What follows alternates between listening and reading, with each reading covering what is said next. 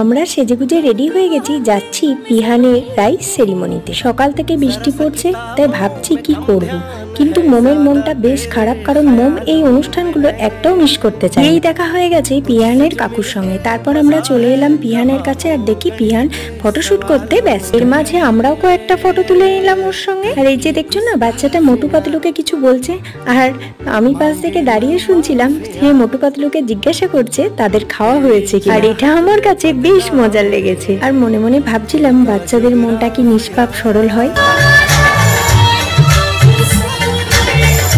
এরপর আমরা চলে গিয়েছিলাম টপ ফ্লোরে, যেখানে ফাংশন হচ্ছিল। আর স্ন্যাক্সে নিয়েছিলাম ফিশ বল আর ভেজ ককটেল কাউন্টারও ছিল, কিন্তু বাইরে বৃষ্টি হচ্ছে বলে সেটা ট্রাই করি। মন খুব এনজয় করছিল। আমরা একটু প্রোগ্রাম শুনে নিচে এসে খেতে বসে পড়েছিলাম। আর কি কি খেয়েছিলাম সেটা তো এইটুকুনি ব্লগে দেখানো সম্ভব নয়, সেটা নেক্সট পার্টে আসে। বাড়ি ফেরার সময় মোম কয়েকটা ছবি তুলে নিচ্ছিল।